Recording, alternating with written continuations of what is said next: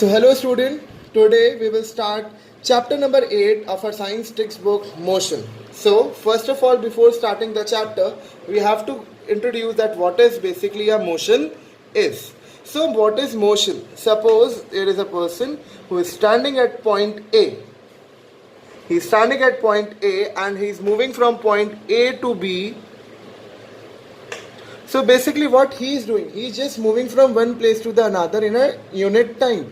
So basically the motion is change in position. We can define as change in position. Change in position of an object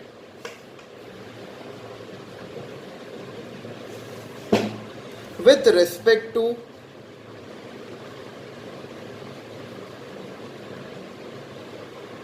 fixed position and time.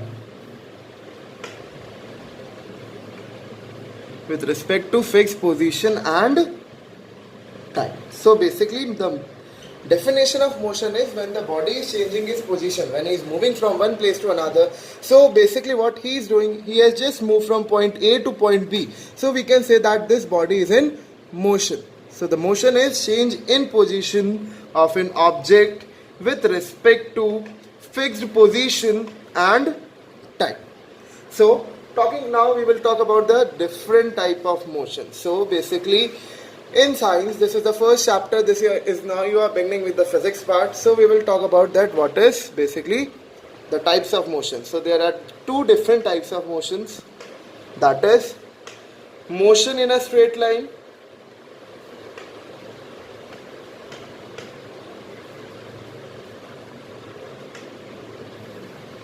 and second is motion in a circular path, or we can say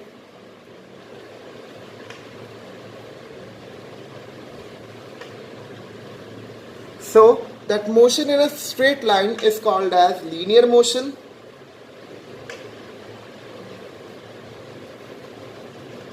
and motion in circular path is called as circular motion. The example of linear motion is that when we are moving on a highway, we are just moving in a straight line, or when we are moving on a road, we are moving in a straight line. So that is called a linear motion.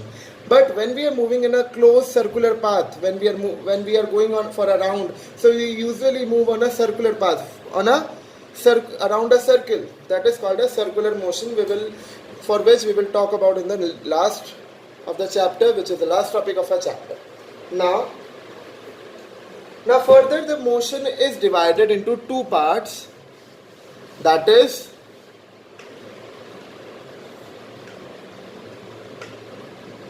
uniform motion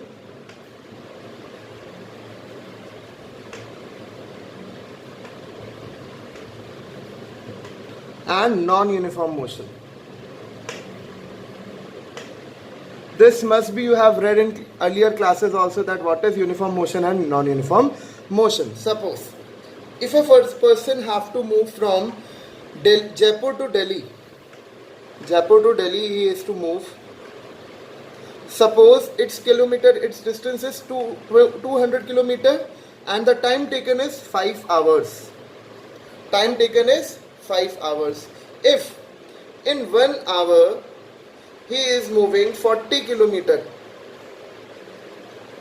every hour, in each and every hour he is traveling 40 kilometer. First hour 40 kilometer, next 2 hour 80, next 3 hour 120, fourth basically it is 160, and next 200. So basically he is just covering an equal amount of distance in each and particular hour. So if a body is moving, so we can define it that uniform motion, that object covers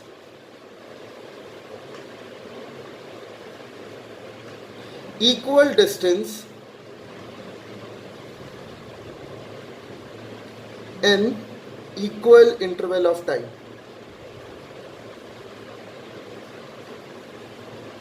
So if the body is traveling equal distance, so we have taken the example, he is traveling 40 kilometers in each hour. So that is called a uniform motion. But non-uniform motion, again we will take the example, suppose in first kilometer he has traveled 50 kilometer, in next kilometer he has traveled 60 kilometers. So एक basically क्या हो रहा है, time is same but the distance he is traveling something different. Suppose he can travel 80 kilometer in first hour and next 40 kilometer, then 50. So basically he is not covering equal intervals in equal distance in equal interval of time. So that non-uniform motion is basically the object covers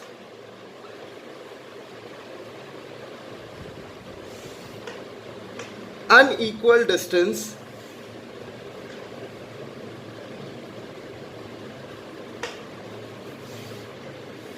in equal interval of time.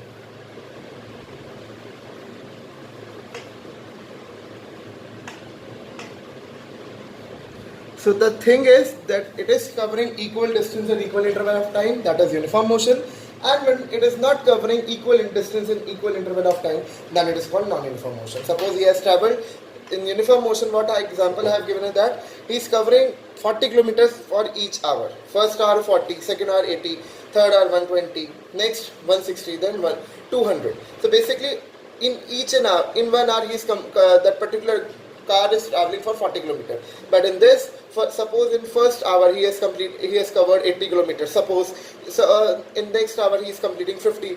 In next hour he is just completing 30 kilometers. So basically, interval time is same 1 hour, but the distance is unequal. First in 80, then 50, then 30. So that is called non-uniform motion. So simple uniform motion is object covers equal distance in equal interval of time, and non-uniform motion, that is objects cover unequal distance in equal interval of time. So these are the uniform motion and non-uniform motion. Now we will talk about some of the some of the terminologies related to this. Is that we have already listened that the car is moving with a speed of 40 km per hour. So that particular speed, kilometer per hour, that is what? Now, speed. Speed is the distance traveled by a body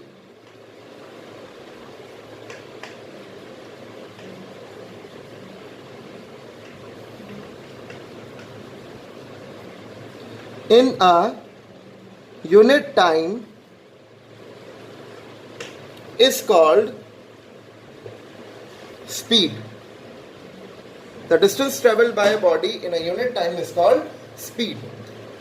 And mathematically that speed is denoted by S, is distance per unit time. The unit of distance is meter and time is second. So the SI unit of speed is meter per second, and for higher unit we usually take kilometer per hour. But when we talk about that, what is the SI unit of speed? It is meter per second. So speed is distance per unit time. Now the next topic is velocity.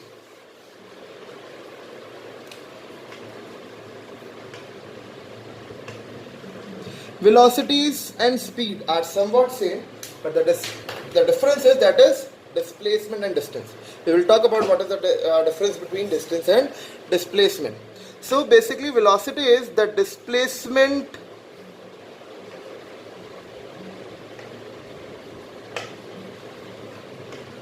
per unit time. That is called velocity. It is denoted by V, and displacement per unit time. Now you will ask that what is distance and what is displacement. Suppose a body is covering a path A, B, C and D. So he is moving on a complete from A to B, then B to C, then C to D, and then D to A. That is a distance, basically a complete distance. But the distance is basically, that is, distance is actual path. That actual path traveled by the body is called distance, whereas displacement is shortest path.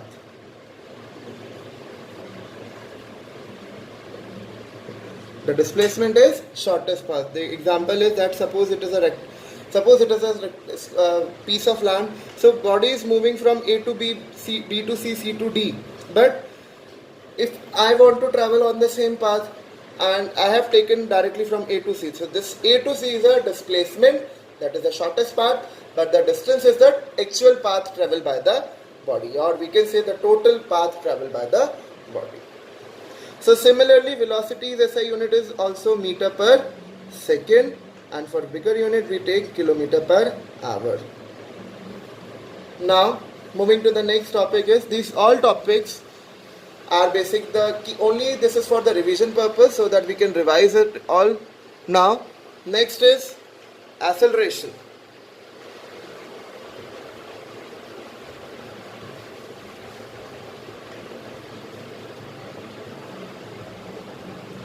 Now acceleration is basically change in velocity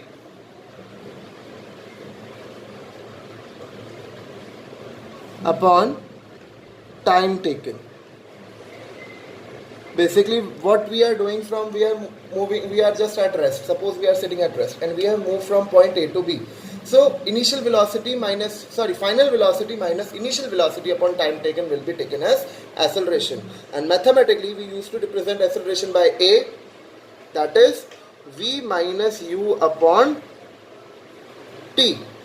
This V minus U is change in velocity and T is time taken.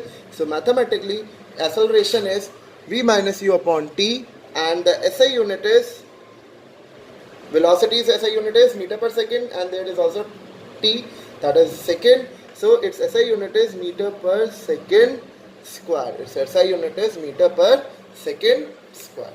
So these are the topics just for the quick revision, but other topics I have covered in the class also. Okay students, our next topic is derivation of equations of motion by graphical method. So here we have drawn a graph, that is velocity time graph, time on x-axis and velocity on y-axis. So we have just represented some of the things which I will explain you. That suppose a body has started from O. First he has moved from to A, then to C. So OA is initial velocity, and C, that is full, this C to D is V, that is final velocity. So V is final velocity, U is initial velocity. Now coming to the derivation part, that is, now OA equals to U, which is equals to BD also, as it is the opposite sides of a rectangle. Now next, CD equals to V, and OD, which is equals to AB, equals to T, that is time, as it is on y-axis. Similarly opposite sides of a rectangle are equal. Now so we can write CD equals to CB plus BD, as it is CD can be split into two parts, CB plus BD.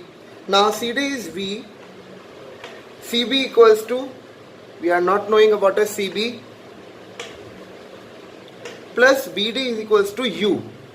So CB equals to, CB equals to V minus U. Now CB equals to V minus U. Now we have read about it, that what is acceleration. Acceleration is change in velocity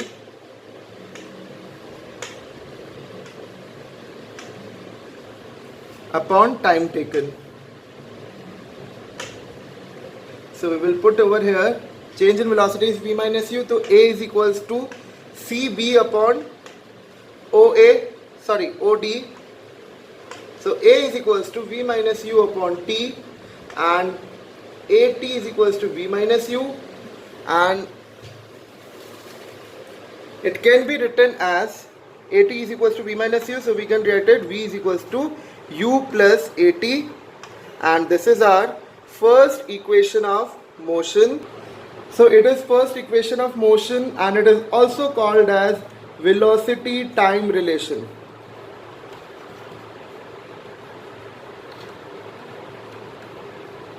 It is also called as velocity time relation. So this is the first equation of motion.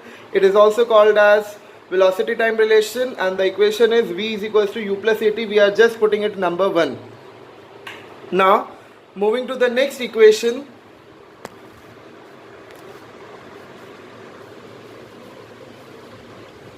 Second equation. So we have to calculate the distance traveled by the body. The distance traveled is basically the graph area. We have to calculate the area of the graph, which is in which the body has traveled. So S equals to, that is distance, S equals to distance traveled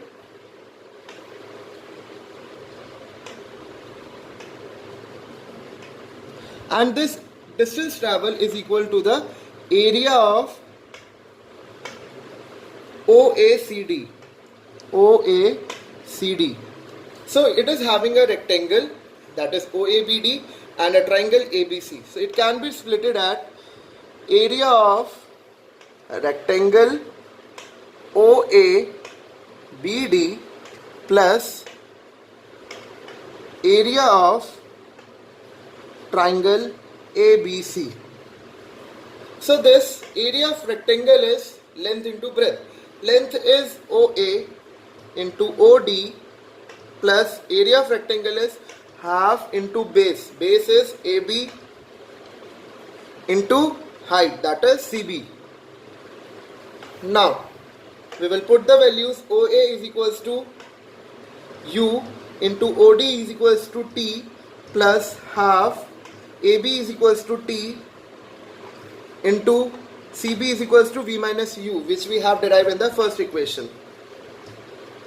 Now, the derivation part which we have done in the first equation, and from there only we are getting the value that V minus U equals to 80. So we are just putting this value of V minus U here, that is 80. Now S equals to UT plus half T into 80. The value of V minus U has been replaced by 80. Now the equation is S is equals to UT plus half 80 square, which is the second equation of motion, and this relation is called as position time relation.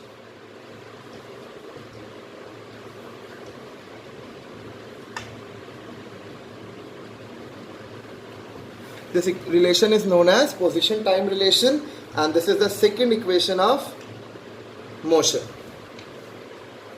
Now we are moving to the next part, that is third equation of motion. Students, I have already given you that particular derivation part in written form, in PDF form earlier, so you can just write it from there. So this video is for the explanation purpose. Now we will derive the third equation of motion. Similarly, we will just find out the distance travel. Now we will find out the distance travel, and for that we have to find out the area of trapezium OACD.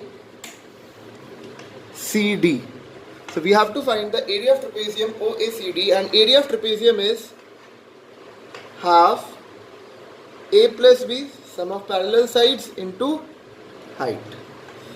We have to, the formula of area of trapezium is sum of parallel sides into height divided by 2. So we will put the values half. So area of parallel sides are OA and CD. OA plus CD, and height is this OD. Now we will just put over here the formula, the values of OA, CD and OD. OA is U plus CD is V, and OD, that is T. Now in the first equation we have derived that T is equals to V minus U upon A. This is the first equation. From first equation we have derived that T is equals to V minus U upon A. Now we will put the value of this T over here in this equation. That equation will become half. This U plus V will be converted as V plus U, similar way. 2 plus 3 or 3 plus 2 will be the same result. So we have put it V plus U into v minus u upon a, and the equation will become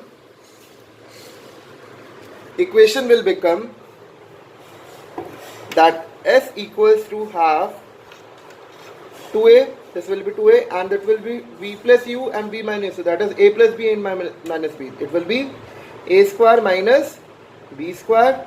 Now equation is v square minus u square equals to 2as, and this is the third equation of motion, and this relation is called as velocity time relation. Sorry, this relation is called as position velocity relation. Position velocity relation. Is it clear to you all? So we have derived the three equations of motion, and these three equations will be helpful for you in solving the numericals, and these equations are also very important from the examination point of view. So I have given you an overview of this chapter. Some more things are there, that is scalar quantities, vector quantities, that average velocity, what is. So basically I have just completed all the topics. So just a quick revision, that scalar quantity and vector quantity, what are they? So students, these two topics were left, that is scalar quantity and vector quantity. What are they basically? Now the scalar quantity are basically which are having only magnitude. It have only magnitude. Suppose I have said that car is moving with a speed of 50 km per hour. We are just knowing that its speed is 50 km per hour, but we are not knowing its direction. So that particular thing is called scalar quantity, and example is speed. Speed is a scalar quantity as it is having only magnitude. We are just knowing its magnitude, but the direction is not known. That is called scalar quantity. I'm talking about the vector quantity. It have both magnitude and direction.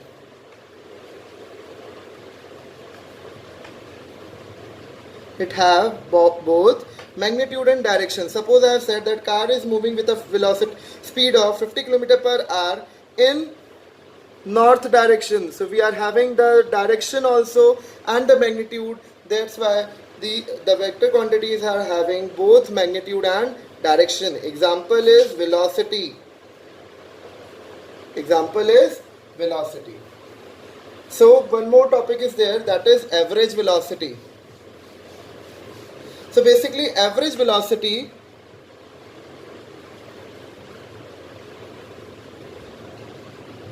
what is average velocity? Basically it is a initial velocity